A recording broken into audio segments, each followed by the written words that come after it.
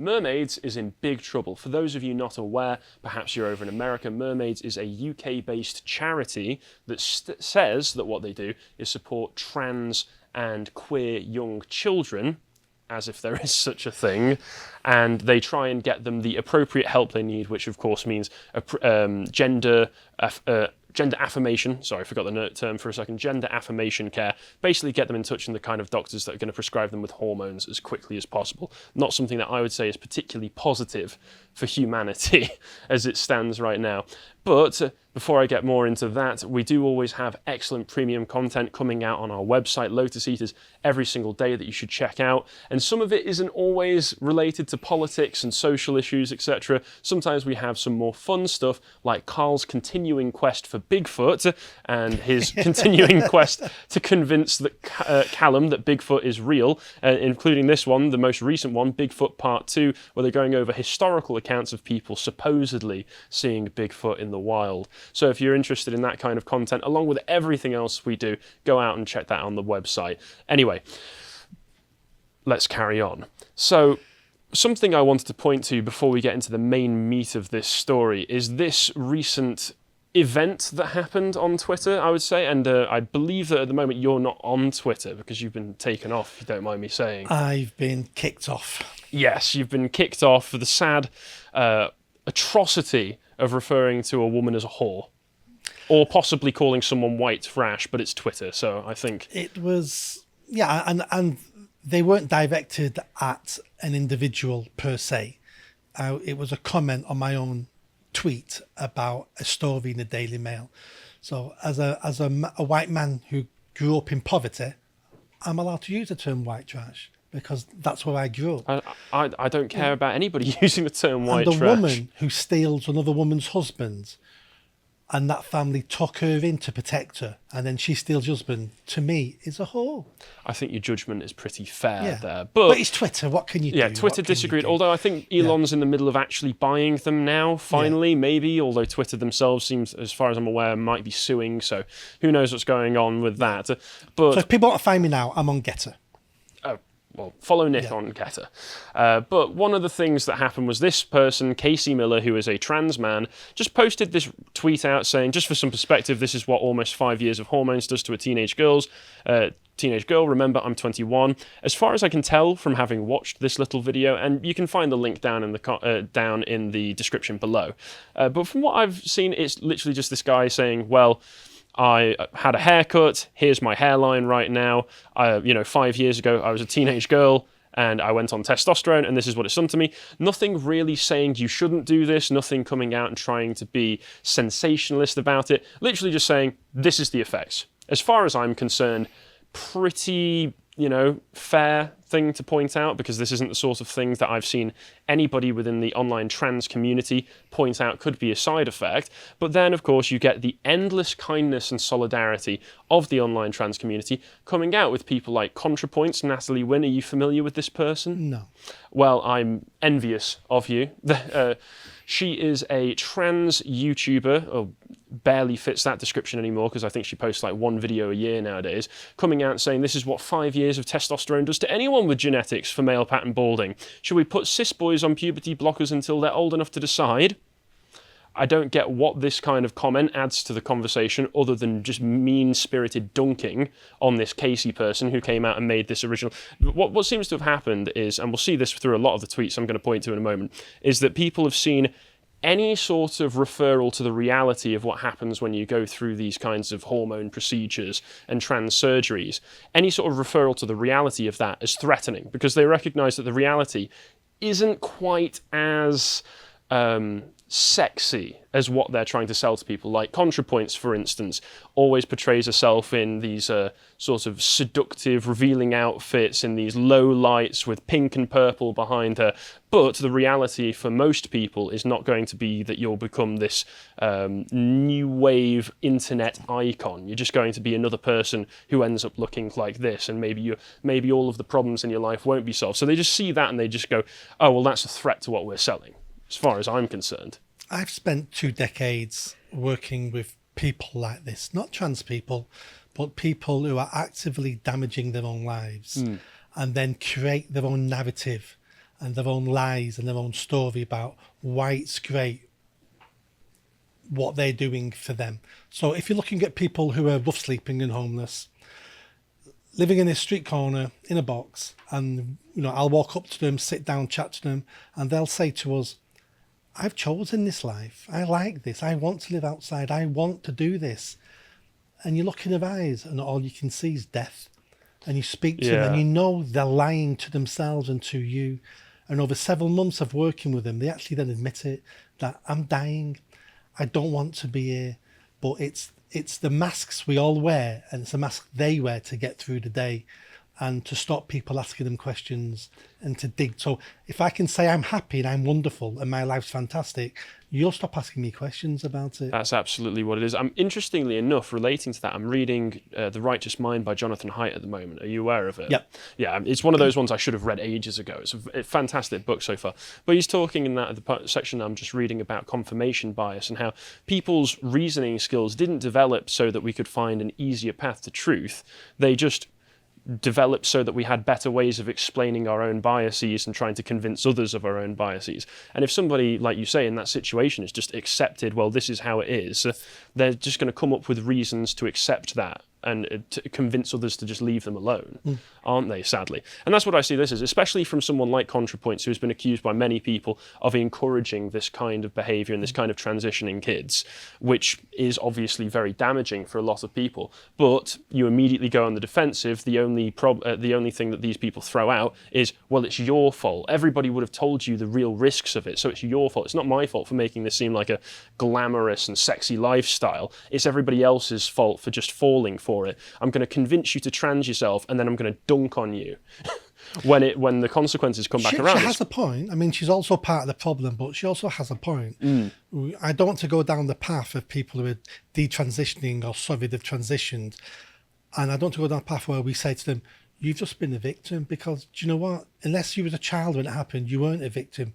You wanted this. You convinced people you wanted it. So even though we can help them now, we still need to say to them, but this is personal responsibility. Yeah, we do need to emphasise the personal responsibility, but I also think it's important to remember this Casey Miller person says they're 21 right now, 5 years. So 5 years ago, 16-year-old teenage girl, which is not somebody I would say is in any position to make these kinds of decisions 18. about. You're an adult at 18. Yeah, and even then making such long-lasting, life-changing decisions is still a bit of a stretch even for me. Yep. But let's carry on and see some of the other outpouring of care that we've seen from the online trans community. So this is another person trying to sell themselves as this sexy, glamorous lifestyle. This is what testosterone does to a teenage girl, makes her much cooler and smarter and sexier. Remember, I'm 21. Okay, so this is just another epic dunk, and you're looking absolutely ridiculous. This isn't the kind of lifestyle that I would wish on anybody, but okay, you're just trying to sell people an aesthetic. If we move on again... Just damaged people. That's all this is damaged people. Very damaged people, sadly. And this person just completely mischaracterizes the original post. I regret a decision that I made with my body, therefore nobody else should have the freedom to make that decision, is the mindset that needs to die in a fire, utter authoritarian paternalistic nonsense. Once again, the original post seemed to just be like, well, here's the reality of what can happen. Yeah. Didn't seem to be directed at trying to threaten anybody or tell them they can't do things, but that's how they've interpreted it, because they take it as a threat to their own sense of self-identity. And then we go... another person who's just making fun, took testosterone and looked like George Costanza. Clearly this is everyone else's fault. Kind of funny. Not gonna lie, the George Costanza thing, but still not exactly the kind of solidarity that you expect from a community that advertises itself as being quite caring. And then one of the last... You don't get solidarity when you change your mind and you sound like you're going against it. Then you're the enemy. Yeah, of course. It's just complete friend-enemy distinction. And then this last one, which I think is very telling of more than anything else. I also started hormones as a teenager. 8 years later, I'm a full-grown man with a full head of hair. Sorry, bald with a little wave, which is...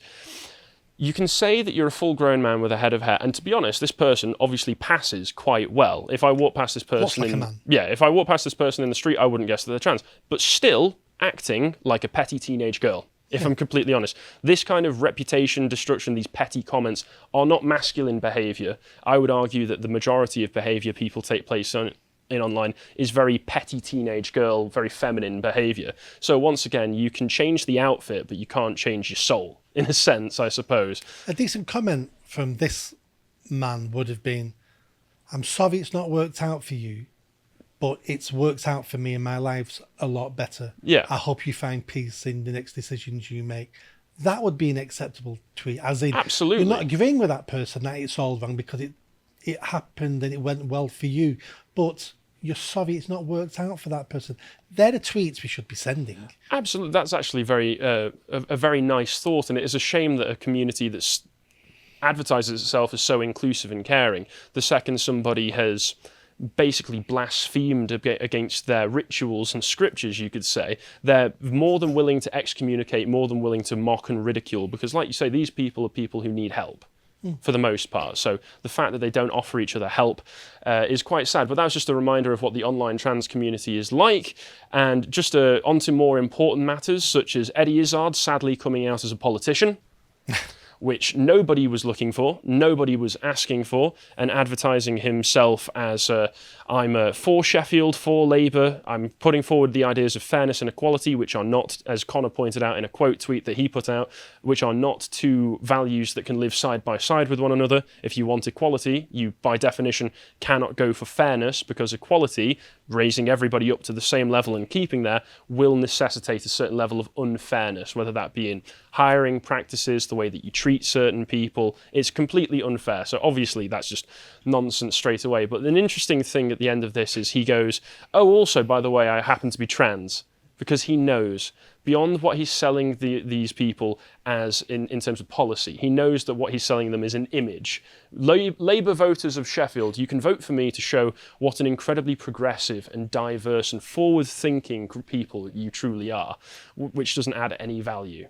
Or he could be saying to people, and I'm trans, and I dare you to vote against me. Yeah, there could always be that. I dare you. Now, is Sheffield Central an all-female shortlist?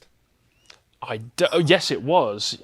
Is it still? Because I hope it is. Because if it is, he's done an amazing piece of work for us. Because he's now demolished a female-only shortlist for Labour. It's now not female-only because men. So even though I'm against female-only shortlists, and he's destroyed it for everybody. So thank you. True. Thank you, Eddie. Eddie Izzard, thank you for the public service that you've so obviously done. Yeah. But it's interesting. People don't understand what you're doing, Eddie. I understand. You're trying to bring it all down from within. So good on you. Eddie Izzard, accelerationist, confirmed. Yeah. But anyway, let's talk about Mermaids now that I've gone over all of that. As I mentioned at the beginning, they're a charity, supposed charity, who try and arrange affirmative gender healthcare for young children.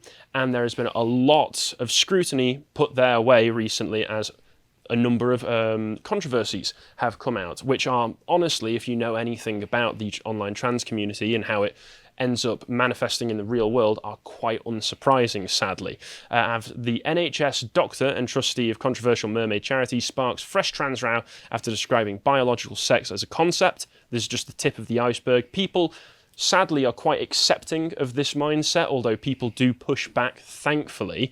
So the NHS paediatrician said and trustee of trans children's charity Mermaids has said biological sex is a concept and not as simple as it's made out to be. Dr. Katie McDowell, who works at King's College Hospital in South London, complained that everybody is always obsessed with genitals when defining sex, which is the most disingenuous way of framing the argument, as far as I'm concerned. You can talk about many different things relating to biology. The genitals are only a very, very small element of that whole discussion. But whenever you do bring things up, you get these kinds of people just saying, oh, you're just obsessed with people's genitals. No, I'm not. I don't care. If you castrate a man, meat and veg, completely castrate him, he hasn't got any genitals left.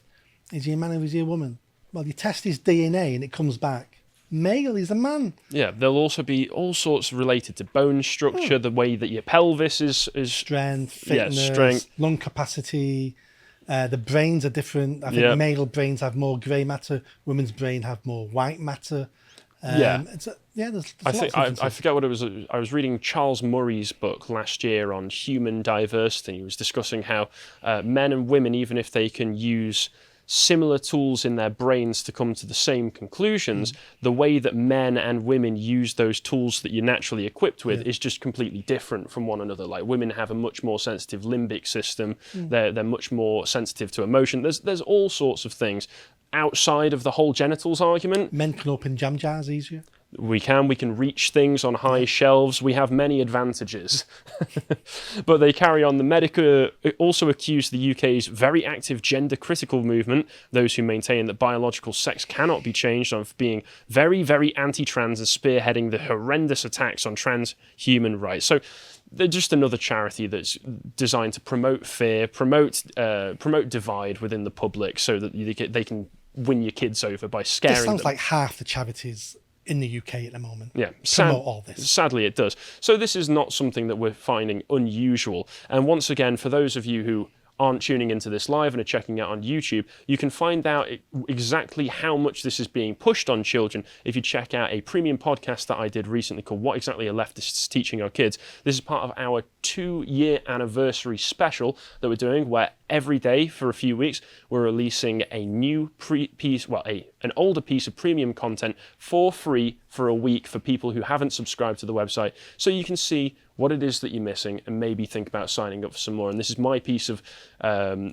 content that I did all the way back in April with Thomas, where we looked at a curriculum that was being put forward in Seattle schools in Washington in the US, where they were just indoctrinating children. And I think it's important to know exactly how it is that they're approaching this in the way that they're trying to frame this and promote it to your children, so that you can know how to fight back against it. So please check that one out. But carrying on again, so one of the most recent things that came out about mermaids was this freak.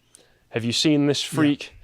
Yeah. I'm sad to say that I've seen far more of this freak than I ever really wanted to, because there are some very disturbing photos floating around on Twitter. So if you're watching this, please be careful the next time you're scrolling through Twitter, because it might get a little bit disturbing. So this trans charity worker who worked for Mermaid posed as a schoolgirl in explicit pictures. So this person has a schoolgirl fetish, is not the sort of person I want interacting with young children, young vulnerable children who might be in need of safeguarding. I do not trust somebody who looks and dresses like this to safeguard children.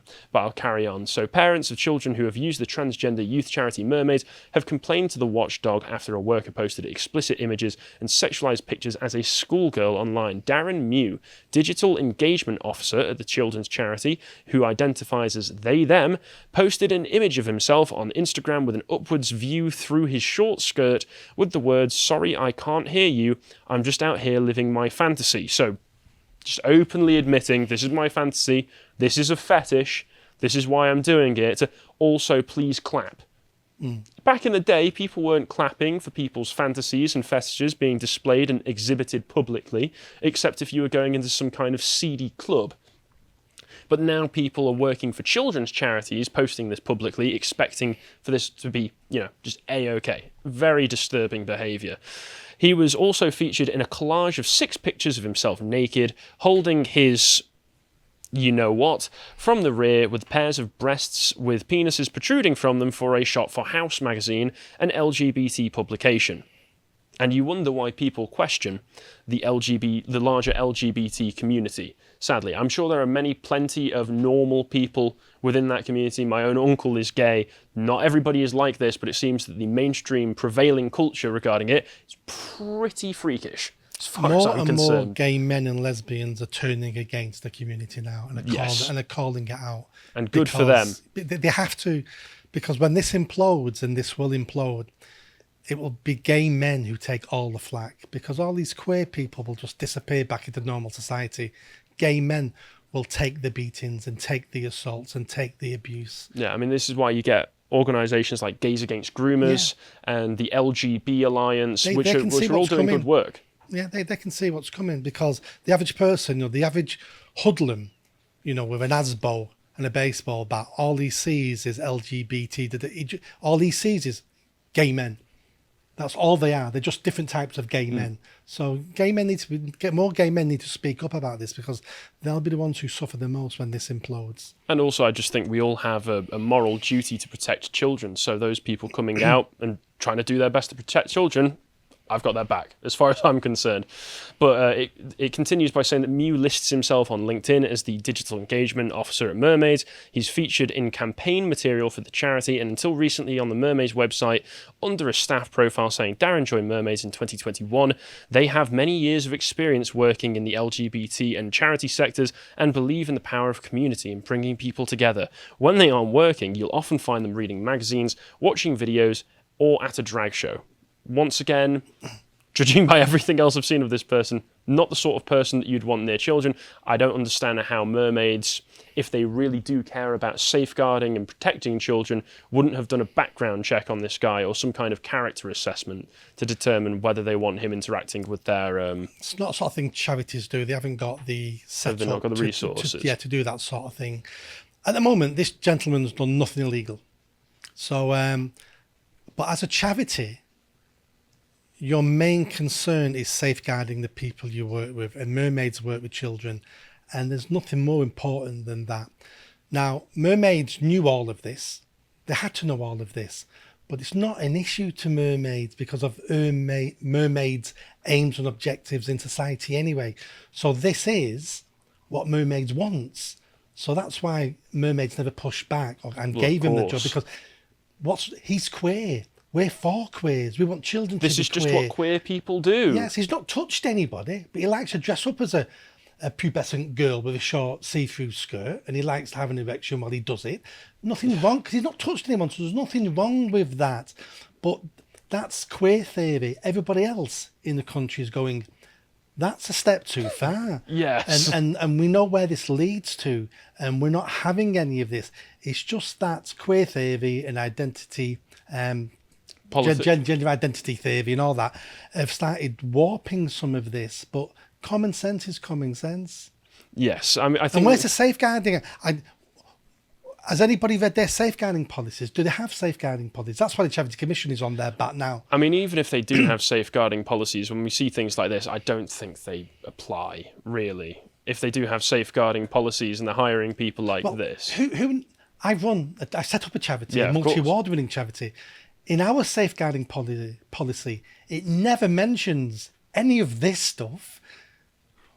Why would it? Yeah, why would you need Why am I writing that I don't want any staff online with an erection, playing with breasts, dressed as a schoolgirl? Well, I never would imagine anybody would do that anyway. So it won't be in their policy. Yeah, well, that's a good point, actually. But anyway, I think they've removed this person from the organisation since it became public, because this is a PR disaster. But note that it only became relevant when it became a PR disaster. Before then, it was perfectly fine. Mermaids have brought all this on themselves. Absolutely. By trying to by trying to remove the charity status of the LBG Alliance. So they did that, didn't they? Because they're in court, all this is coming out. A lot of this is coming out in court, and now the media is going, let's have a little bit more of a look about Mermaids. And this is all because Mermaids thought they were untouchable and believed everything they say. But now they're being examined. It's all... Mermaids are done, by the way. They just don't know they're done. No, they're absolutely... When we get to the end of this, they are absolutely done, thankfully. And as well as that, this article also mentions that Jacob Breslow, one of Mermaids' trustees, quit after it emerged that he was linked to an organisation that helps paedophiles live in truth and dignity. He was giving speeches at public rallies and stuff that they were doing, and the National Lottery has paused a £500,000 grant while the Charity Commission investigates them for handing out potentially harmful breast binders to girls as young as 13 behind their parents' backs, and other claims. A Mermaid source claimed that Mew is no longer employed there. However, the charity refused to confirm this. So I can assume that he's probably just gone. Even if the charity's not confirming it, I don't think you would want such a public relations liability. Well, all you need to do is go on a Charity Commission website, look up the charity, and it gives you the name of the trustees. There you go. If his name's not there, he's not a trustee anymore. Yeah, and Simple as that. that was one of the other things that was a big controversy as well that I just mentioned there. NHS staff have been warned that they must not promote mermaids anymore in the latest blow to the organisation, according to the Daily Mail. And this has come out at the back of an undercover investigator, undercover reporter, calling them up, pretending to be an underage girl, about 13 years old, and saying, I need a breast binder, can you do that?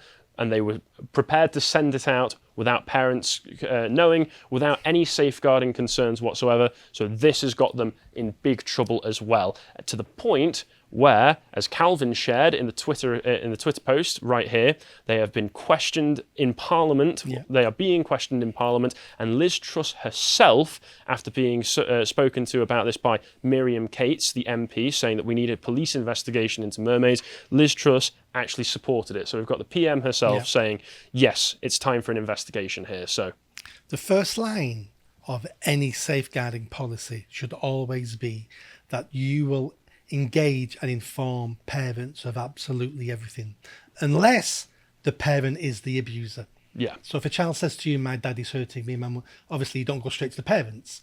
But if it's not that, you tell parents everything, because that's how you safeguard children. If you want to abuse a child, the first thing you teach that child is, Don't listen to your parents. no, how to keep a secret. Oh, yes. And the first secret isn't a big secret. You train a child how to keep secrets, little secrets.